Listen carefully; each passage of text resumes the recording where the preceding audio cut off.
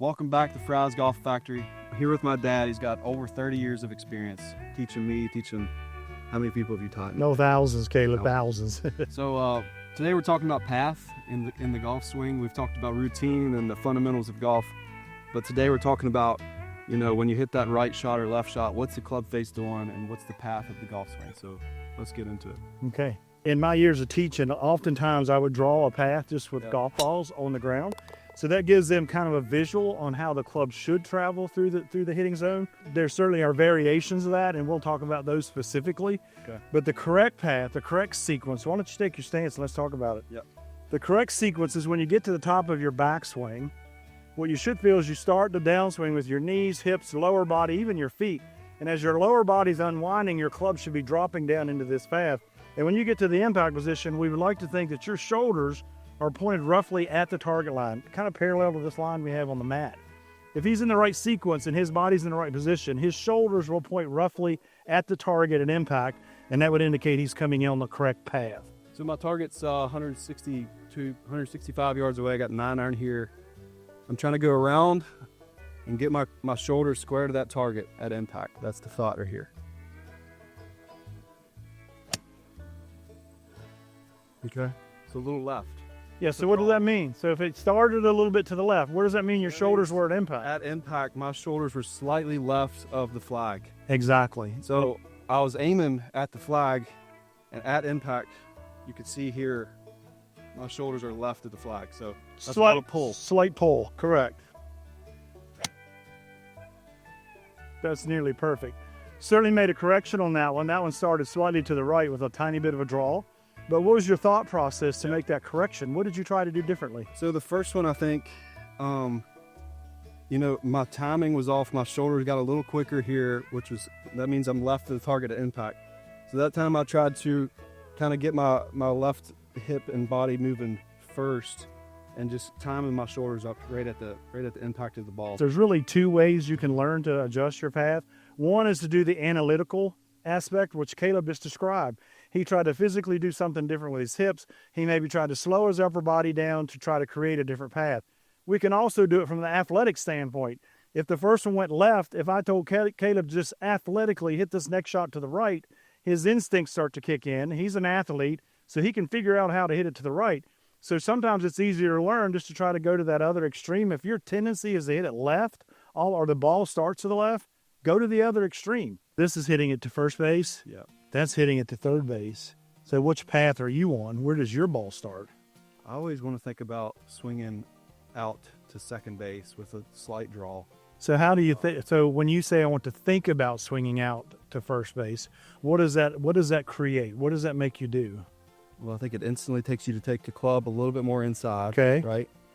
And then it's from here, I drop my hands down in what's called like the slot. Yeah, what's happening, Maybe. what's key here is that this is staying in the shot. Right. This is not bailing out. Yeah, if I'm here and I immediately bail out, there's no way I can get the club to second base, if we're thinking about in baseball terms, unless I throw my hands at the ball like this. So again, that's really determined in transition. At the top of my backswing here, if I'm trying to hit a draw that starts right of the flag, I think about here, hands come down, and from there, fire the hips. All together. So when the hands come down, do you feel like your club is traveling more on a path from say 7 to 1? Inside, out. Okay. That. Also, what I would recommend, Caleb, to all of you listeners, is when you develop this path, take it to the top a couple times and just rehearse coming down in this accentuated path. So to the top, come down in slow motion here, go back to the top. So you've got to learn to do that. In order for him to get the club to come down in here, the way he's starting the downswing is certainly different than coming over the top. This is going to give you a lot more distance on the ball. That inside out release, it's really easy to release the club when you're swinging inside out rather than over the top and hitting that cut. But let's talk about the cut now. Let's reverse it and go to the... Yeah, which is probably, 85% of the people that we're teaching, they tend to hit the slice or the weak fade, and they even tend to swing from the outside in, which means the ball's starting for the right-handed golfers, the ball's starting to the left of the target. So again, that's happening in transition. It's the way you start your downswing. If you get to the top and you start down with your upper body going out and over, well, you're stuck. So everything on this side of that line is the inside, and this is the outside. So the club that's traveling from the inside out is coming from the inside and probably headed to the outside out toward the 1 o'clock on your watch dial. So that's typically a block, or most of you people that are hitting a draw, you've learned to do that to compensate for the draw. Outside in, on the other hand, is that the club's coming from the outside of that line and then progressively working to the inside. That would be more like 5 to 11 on your watch dial. So you can play golf with those, but it's not optimum, and you're not going to maximize your distance or your solidness of hits if you're on one of those two paths. And Kate will kind of show us how it comes from the inside, and when it gets on the golf ball, it's pointed right down that target line. And then from there, it rotates around and to the left, correct. I like what you said is you can play golf if you swing inside out. You can hit that little draw, you can hit that shot outside to in, a little fade.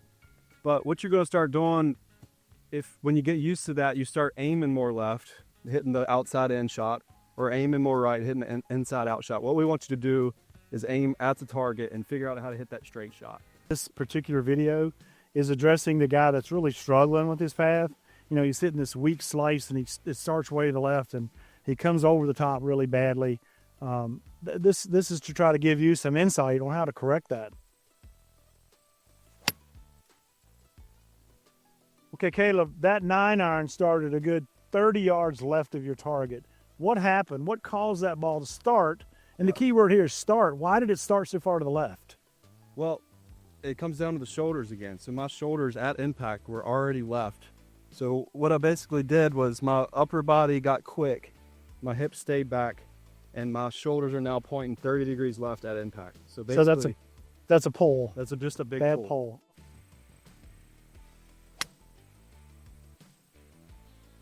Okay, Caleb, that ball started opposite of the other one, 20 yards right of the target. Yep. So what did you do to overcorrect the mistake you made earlier? So that time I'm probably overcorrected by coming too far inside.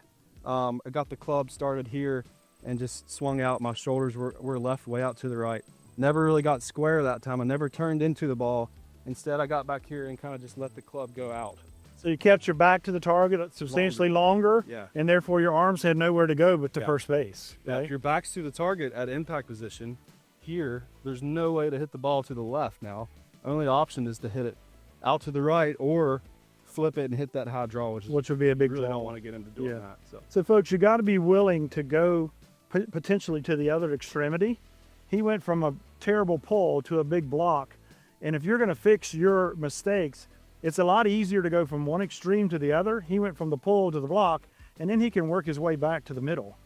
I always said it's like driving on the interstate. If you go flying past your exit, you know where the exit is, you can turn around and come back to it. If you keep trying to sneak up, if it's 30 yards left, the next one's 20 yards left, the next one's 10 yards left, it takes a lot longer to correct that versus just go to the other extremity. Learn to hit some way to the right. And you have to be patient during this aspect because the first few shots are not going to always be great shots, but hang in there and be patient.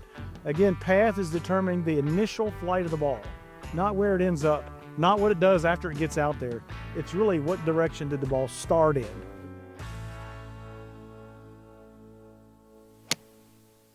Good there.